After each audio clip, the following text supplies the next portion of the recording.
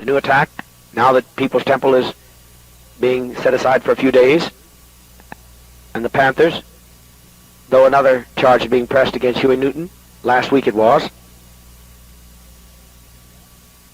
and Synanon has been attacked mercilessly. Now the attack again is focusing on Scientology. The reason for this, according to U.S.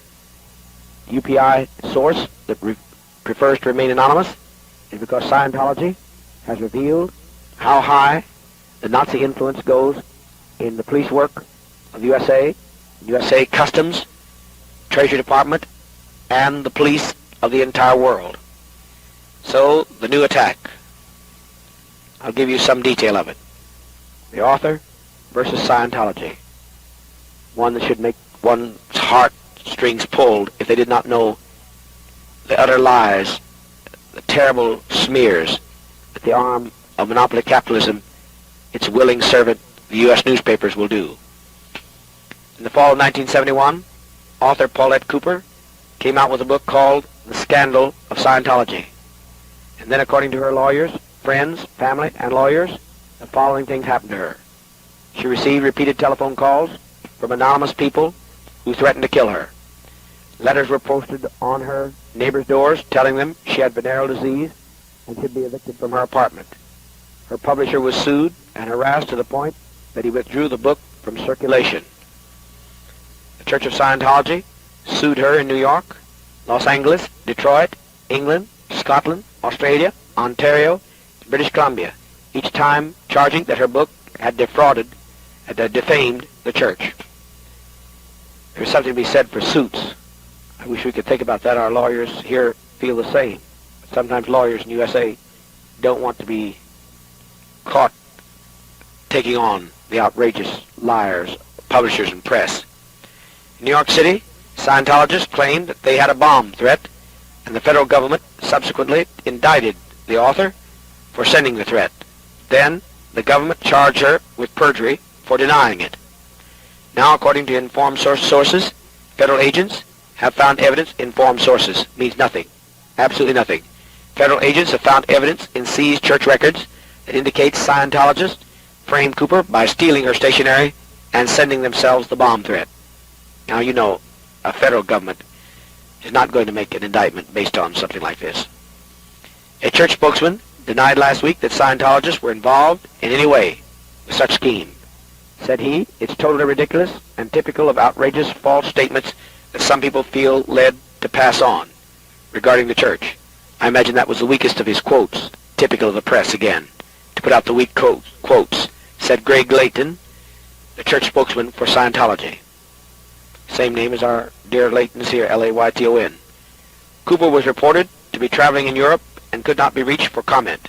Her attorneys, family, and friends, however, painted a horror picture of a woman locked for years in an almost hopeless struggle against an organization that seemed bent on intimidating and killing her. She was left severely depressed and in need of psychiatric treatment, according to these sources. See, no one's mentioned. They, the Church of Scientology, did a lot to destroy this girl's life, said her attorneys in Los Angeles. Virgil Roberts. When Cooper was subpoenaed to appear before a federal grand jury in New York, not long after her book was published, she was excited because she thought she was going to testify against the Scientologists, who are hated now because of their activities to reveal Nazi activity. Interpol, control of Interpol, Nazis, control Interpol, FBI, Customs, Treasury Department.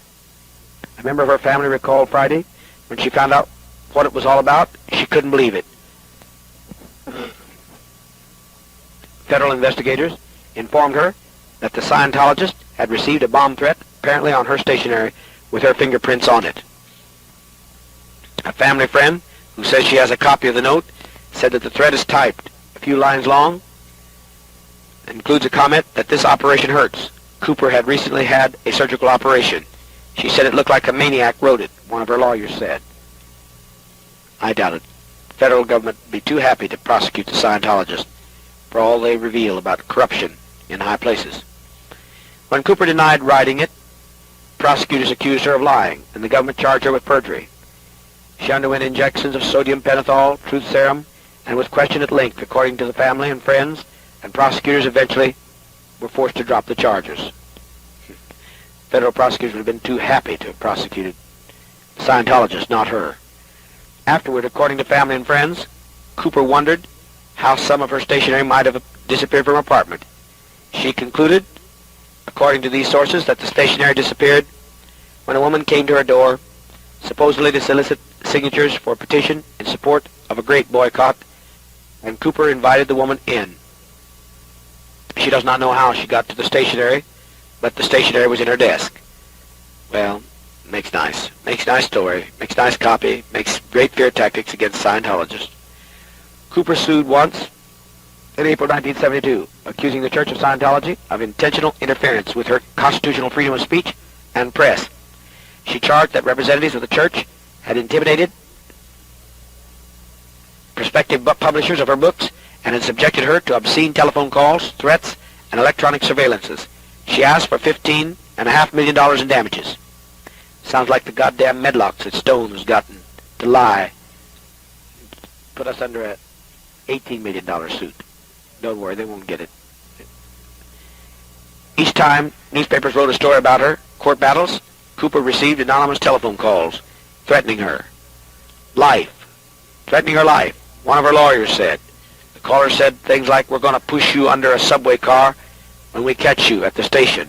And we're going to give you the 44 treatment," according to Paul D. Reingold, one of Cooper's New York lawyers. Cooper, who has a master's degree in psychology, became interested in the Scientologist while a student at Brandeis University in Waltham, Massachusetts, a member of the family said. Her picture looks like a sickly blonde. It looks like that, I can't remember what her name was, used to come to church. I can't remember what her name is. When she went to the New York City Central Library, however, she found that all references to Scientology had been removed with a sharp instrument. She subsequently met Scientologists and began compiling research from other publications because the Scientologists had cut out all passages referring to their movement in every library in the East Coast that she went to. Well, if they did, bless them for trying to cut away the lies. Except for the New York suit, all others against her have been settled out of court. Attorney Roberts said Cooper received legal fees and signed a pledge not to publish or ever comment on anything in her book. Roberts said, "I'm advising her not to talk about Scientologists at all," said the attorney. That's what it helps to put people on the goddamn defensive. Let's think about this, our attorneys and our staff here. A $15.5 million suit in New York City is pending, Reingold said, and Cooper is eager to move forward on it in light of the new evidence about the bomb threat that's so conveniently come forward now, since the FBI invaded all the churches of Scientology and took away their records. Cooper relied on her family for support during the years following publication of the scandal of Scientology, and the family incurred legal debts of around $35,000 while battling the criminal charges, according to a family member. Poor people. Paulette was an unusual person in that the harassment nearly destroyed her, but rather than stop it, made her fight back with her limited means, even when she was hospitalized. Yes, I'm sure. She looked, her long blonde hair straggling down, clear to her navel. She looks like a poor, mistreated, dear little thing. "I would have given up, and I consider myself a strong person," said Reingold. Harry Shorten, publisher of Tower Publications Incorporated, said he had no idea the publication of the scandal of Scientology would bring the response it did. "They sued us several times," he said.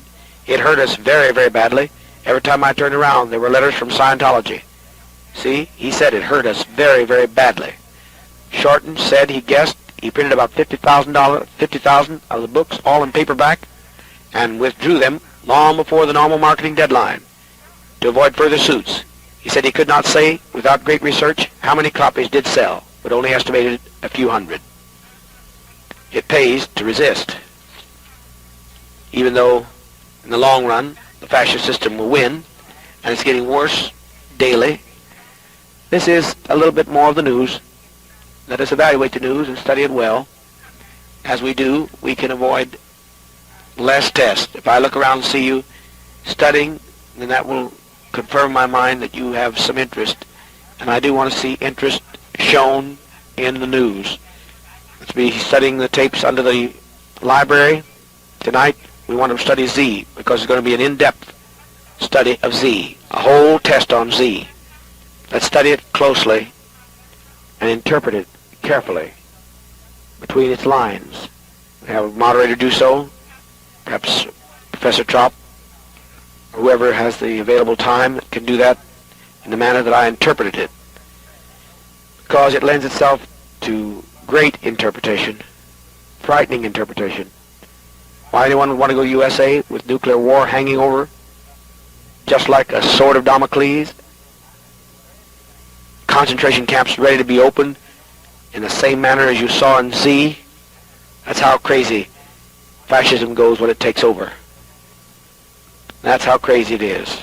So let us look at Z in one film of the Soviets for review and testing.